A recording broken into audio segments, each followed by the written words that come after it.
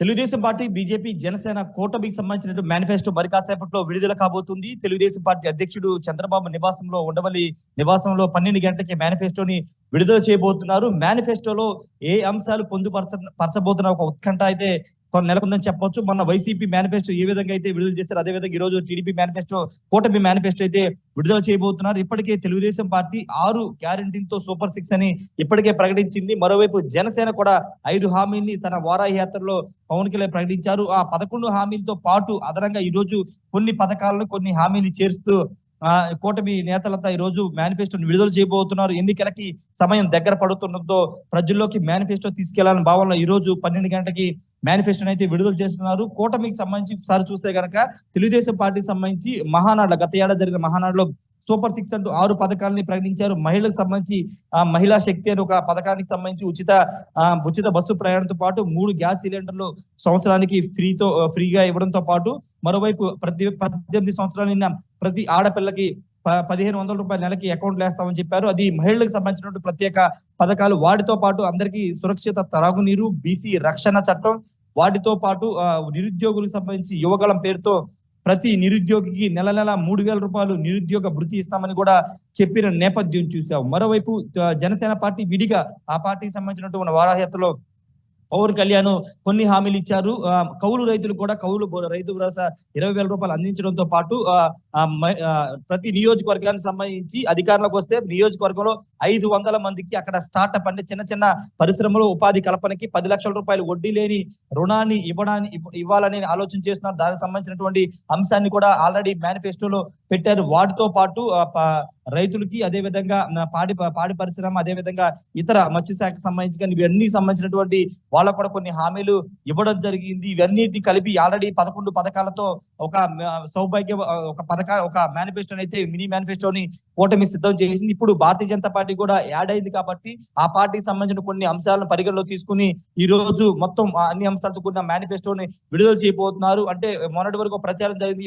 YCP రైతు రుణమాఫీ కానీ, డ్వాక్రా రుణమాఫీ కానీ ఇస్తుందని చెప్పారు. కానీ వైసీపీ ఎక్కడ కూడా వాటి జోలికి వెళ్ళలేదు, కొత్త పథకాల జోలికి వెళ్ళలేదు. కానీ ఇప్పుడు తెలుగుదేశం కానీ, జనసేన, బీజేపీ కూటమి నేతలు రైతు రుణమాఫీ కానీ, డ్వాక్రా రుణమాఫీ వైపు ఏమైనా అడుగులు వేస్తారా, ఆ అంశాలకు సంబంధించి ఏమైనా ఈ మేనిఫెస్టోలో పెడతారనేది చూడాల్సిన అవసరం కనబడుతుంది. రైతులందరూ కూడా ఎదురు చూస్తున్నారు. రుణమాఫీ అంశాన్ని చేస్తే బాగుంటుందని రైతులందరూ కూడా ఎదురు చూస్తున్న నేపథ్యంలో మరోవైపు మహిళలు కూడా డ్వాక్రా రుణమాఫీ చేస్తారని ఒక ఆలోచనలో వాళ్ళు కూడా ఎదురు చూస్తున్న నేపథ్యంలో కూటమికి సంబంధించి ఏమన్నా డ్వాక్రా కానీ, రైతు రుణమాఫీ కానీ ఏదైనా చేస్తారనే దానిపైన ఒక చర్చ జరుగుతుంది. మరి మేనిఫెస్టోలో ఉంటుందో లేదో చూడాల్సిన అవసరం కనబడుతుంది. వాటితో పాటు ఈ చంద్రబాబు ఎన్నికల ప్రచారం సందర్భంగా కొన్ని హామీలు ఇచ్చారు.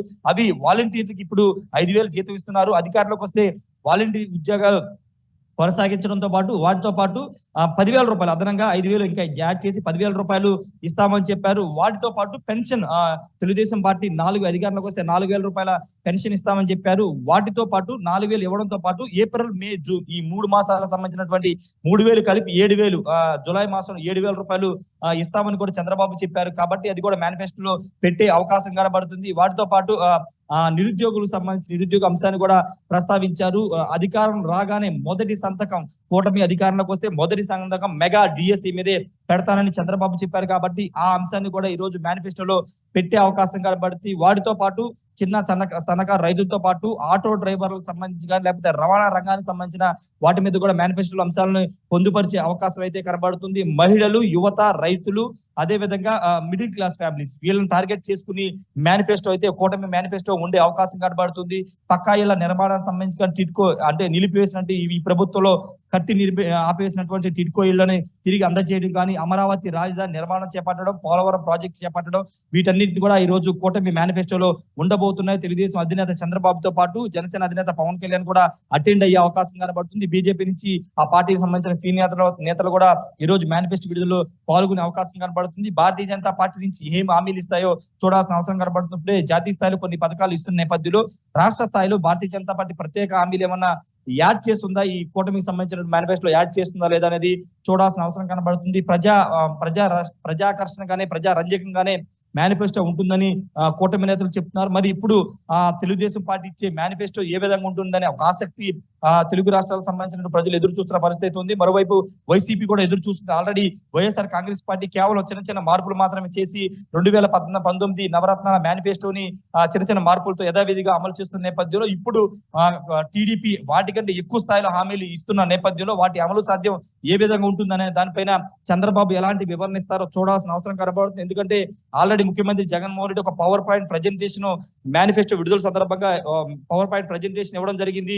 ఇప్పుడు ఇస్తున్న పథకాలకి చంద్రబాబు ఇస్తున్న హామీలకి పొంతన లేదు, అవి ఇవ్వడానికి సాధ్యం కాదు, అమలుకి సాధ్యం కాని హామీని చంద్రబాబు ఇస్తున్నారనేది ఒక వ్యాఖ్యలు జగన్మోహన్ రెడ్డి చేసిన నేపథ్యంలో వాటి మీద చంద్రబాబు ఏమైనా ఈ రోజు పవర్ పాయింట్ ప్రజెంటేషన్ ఇచ్చి ఎలా మేము హామీల్ని అమలు చేయబోతున్నాము, ఎలా నిధులు సేకరణ చేయబోతున్నాము, ఎంతమంది లబ్ధిదారులకు ఇస్తామనే వివరణతో కూడిన పవర్ పాయింట్ ప్రజెంటేషన్ కూడా ఇచ్చి అవకాశం కనబడుతుంది. చూడాలి మరి ఎలాంటి అంశాలు ఇప్పుడు ప్రకటించిన 11 హామీలతో పాటు చంద్రబాబు తన ప్రచారంలో చెప్పినటువంటి కొన్ని హామీలతో పాటు అదనంగా ఇంకొన్ని పథకాలని చేరుస్తూ కూటమి నేతల మేనిఫెస్టో ఉండే అవకాశం అయితే కనబడుతుంది.